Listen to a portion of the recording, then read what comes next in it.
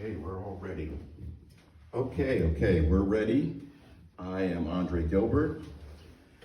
I'm Bob Hollister. This is Bob Hollister. I also go by DJ Dre Day. This is the Antagonistic Agreements podcast. So we're gonna ask him some questions today. He's running for the Thaddeus Stevens seat, as I like to call it. And he's running the Democratic ticket against the incumbent, Lloyd Smucker.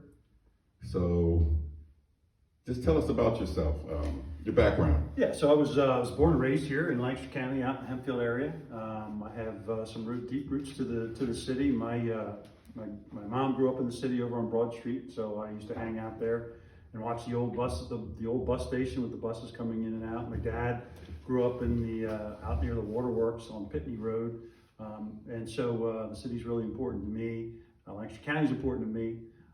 After attending Lancaster Catholic High School, I graduated, went over to Millersville, and I was a teacher for a couple of years before I got into school administration. Eventually becoming school superintendent. I was the school superintendent out of Eastern Lancaster County School District, which is Garden Spot High School, for the last 13 and a half years. I retired in January specifically to run this race. I actually retired a little bit early because I knew I needed to get started on this race, and I started in January in earnest to try and remove Mr. Smucker from the seat and try and bring a Democrat in who's moderate, passionate about social issues, but still have concerns about being fiscally responsible, etc. So where did you go to school at? Yeah, so Millersville University, I did my undergrad, and then my advanced degrees are from Villanova University. Oh, wow. And then Lehigh University. Okay, My much respect to Villanova. I'm from Philly, so. Yeah. Oh, I love my Philly time down there. In fact, a lot of the folks who were going to classes were from Philly. Some were religious folks, brothers and sisters, but also administrators from the local school districts down there. It was fun. I love Villanova. Okay. Yeah, that sounds really good. Wow, that's really interesting. So do you have any hobbies or anything? Boy, the hobbies are pretty thin right now. I mean, most of my time as a school superintendent, a short day was a 10-hour day, and I have two children. Both my girls are adopted. My oldest is 18 and just started in college, and my youngest is in 9th grade. So between those two and the family life, and I have a father who's 82 who we're still taking care of. Generally, the time I have to myself, I'm either reading books, trying to distract myself from the world, or outside I like to do some landscaping and take care of the yard and little house projects. I could putz a whole day away doing little projects, just hanging a shelf or That's really interesting. Do you follow sports at all? Not a huge sports nut. I know that's sacrilege around here. But wow. Yeah, I mean, I'll watch a football game and I'll cheer for the Eagles, but I don't live and die on them, because you can't count on them anyway. So. Avid sports fan, so Philly everything. Yeah, well, of course you would be. Being raised in Philadelphia, I get that, but I can take or leave sports. I'd rather play than watch. Oh, okay. So, tell us how you came to the Democratic Party after being a long-time Republican. Yeah, that's a really important thing for folks to know. I was a lifelong Republican, of course, growing up in this county. That's almost an automatic, especially in the suburbs. It's definitely a lot of red here. Yeah, it's a little red. It's a lot of red.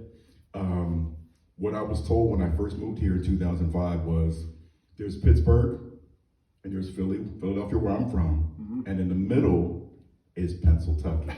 I'm not going to make a comment about that. Okay, but, all right. Okay. But I was a registered Republican. But I'll be honest with you, my parents and that generation, they sheltered us and kept us from things that they just didn't want us to know about or thought we wouldn't handle well. And so I went to private schools.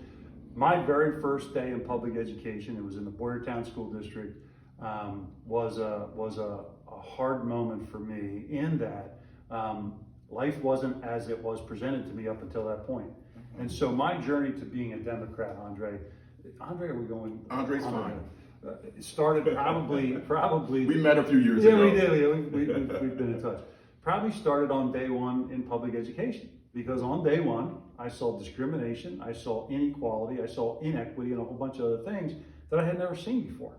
And so, fortunately, good mentors and good teachers over the years said, take in the new information and adjust. And so I did. And so, being in public education for over 33 years, I've been on this path to being a Democrat for a long time, especially on the social issues stuff, because I've seen it all, and I've learned, and I've tried to learn, I've tried to find out more information. But the final straw for me, certainly, when Donald Trump was elected, I was extremely frustrated. I was not a Donald Trump fan then, and certainly not now. And so when he was elected, I was probably more of a person without a party. I was adrift. Okay. And then on January 7th, when my current Congressman, Lloyd Smucker, who is my opponent now in this race, voted against certifying the election of a fair and legal election of Joe Biden, that tore it for me. That was it. That was the day when I said I am no longer part of that party. And oh, by the way, I'm going to run and do something about it. And that's why I'm here. So what did you think about what happened the day before, though? Oh, the day before was With horrendous. Mastriano and his boys. Oh my gosh, it was horrible. We all know. Was General Perry there too? Yes, General Perry. I just found that out. Oh yeah. And then I believe Mastriano was a colonel. Yeah. Yeah. And of course, he posed for his class picture in a Confederate uniform. In case people don't know that, Google that one. Wow. Yeah, he's a member of the Army and Armed Forces. And for his class picture, he came as a Confederate general in a gray suit, in a gray uniform. Yeah, that gives you a lot of insight to where he's coming from. Definitely. So, but no, we saw what happened on the 6th, and unbelievable. Yeah, the fact that a rebel flag flew over the Capitol, was inside the Capitol, that had never happened in history, not even during the Civil War. Right, definitely. Like our American citizens carried a rebel flag into the Capitol. Right, definitely. It's wrong at so many levels what happened that day. Now, I tell people the story. I was stationed in the D.C. area after I came from Desert Shield Desert Storm. Went to the Million Man March. It was an African American event. Yep. And it was a beautiful experience. I basically had never seen that many African American brothers together. Just peaceful setting. Everybody was cool, respectful, manners, just like it should be. Yeah. Or like how it used to be. Yeah. And there weren't any incidents. Now we started an uprising there like they did, there would have been casualties. Mm-hmm. Nobody's talking about that. I do not disagree with you. I think you're absolutely right. Had the color of that attack been more black and brown, there would have been very different outcomes. Yes, definitely. Wow. So let's see. Okay, so what's your stance on abortion? Okay, let's get Roe versus Wade. Let's get to the tough one right let's out. get Let's to the get good the hard stuff. big one right out of the box. So my position is this. Now, keep in mind, I was raised Roman Catholic, but at the end of the day, that is a personal and a privacy matter, and it's a woman's choice. End of story. Period. Right. I definitely agree with that. The government does not belong in our personal relationships. The government doesn't belong in our bedroom, and the government doesn't belong in our personal healthcare decisions. And for some folks, that's a moral issue. That's their choice. For some folks, it's a health issue. That's their choice. For some folks, it's a religious issue. That's their choice. But the bottom line is, it's their choice, not the government's choice. And that's where I come in on that. So, however you feel about it, that's your personal, private choice. And that's where it should be. Wow, that's a good answer. I appreciate that. You bet. So what do you say that when people think that you're just coming over here to get elected and then also go back to being a Republican? All you got to do is look at my record, and definitely. that speaks for itself. I was a school superintendent for 13 and a half years, and my record on taking care of people, taking care of minorities, taking care of the underdog is incredibly positive and spotless. I think, and it's easy to find my stuff because I've been on the newspaper and WGAL and for the last 13 and a half years. I'm pretty well covered. I never said no to interviews. I always felt that, the media's just trying to do their job too, and who better to tell my story than me? Even if I made a mistake, and I made plenty, I owned my mistakes and said, what I was thinking, and this is how we're going to fix things going forward. I'd rather me tell those facts than someone fill them in for me. And so, And I never duck the media, and I'm pretty transparent. And that's, in general, I think I'm a transparent person. We had a reputation at my school district of being one of the most transparent school districts in the region, and I certainly was one of the most transparent school district superintendents. Oh, well, that's really good to know. Yeah. So I was going to tell everybody how we met. We met, I believe it was January 2020, at the Dr. King Breakfast for Christmas Addicts. That's right. Community Center, Yep. Yearly fundraiser. Yep. Shout outs to Christmas Addicts. Yep.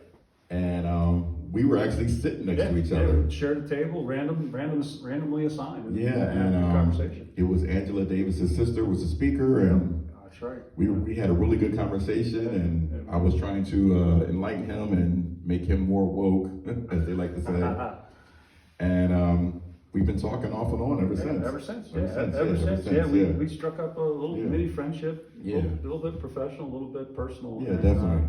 And we've been in touch through emails. Oh, yeah, and texts definitely. ever since. Oh, yeah, definitely. We've had a good relationship. And Andre has enlightened me.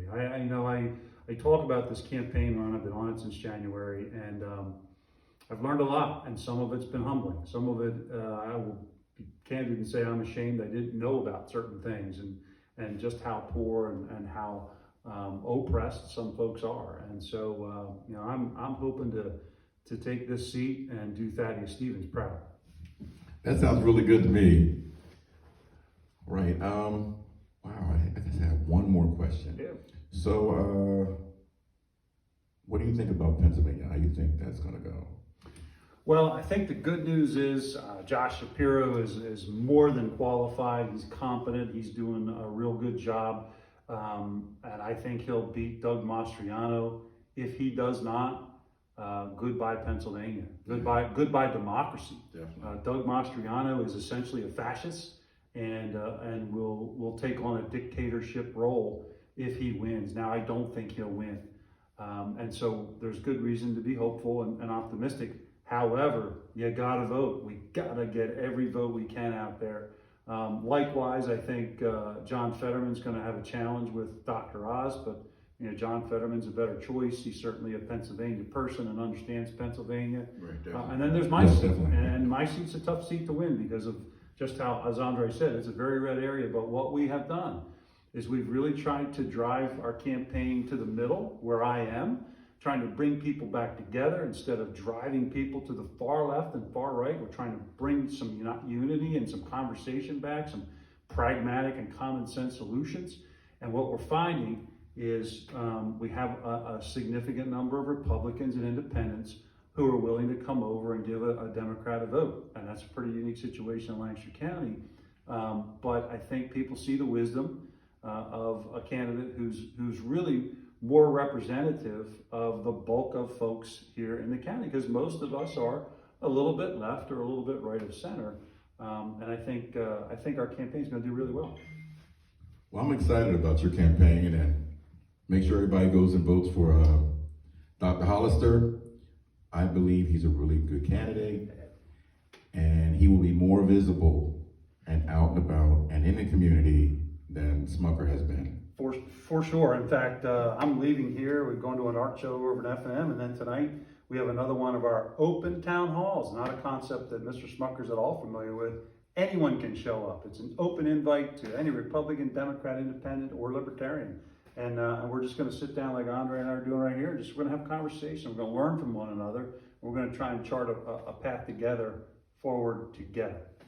I saw that on Facebook. You're like everywhere. Yeah, we're spending everywhere. Some time. Yeah, we're getting which out. is good. Yeah, we're getting out. Yeah. That's really good to see. Yeah. Yep. You bet. So here's the thing, folks. You got to stay informed. You got to do some research. You have to vote, and you have to vote with a little bit of knowledge. But that's not a reason not to vote at all. You go onto websites. You can easily find information out there now about all the candidates, not just myself and Mr. Smucker, but all the other races. It is a democratic value in this country that a lot of folks, including Andre, have fought for as the right to vote. We are still free democracy still, but that's on the line. Our democracy's on the line right now. This vote is sure the next is. one. It's serious. They say you need to vote like your life depends on it, and it's the last several votes. Yeah, it does. and even the primaries. Yep. It's just important. Yep. Yes, sir. So everybody needs to vote. You have until October 24 to register to vote, and election day is November 8th. Yep. So everybody go out and vote for Dr. Hollister. Yeah, I like that. Yeah, All right. definitely. Hey, All right, thank you for coming out. appreciate it. Appreciate it. Yeah. All right, we're signing off. Y'all have a good day.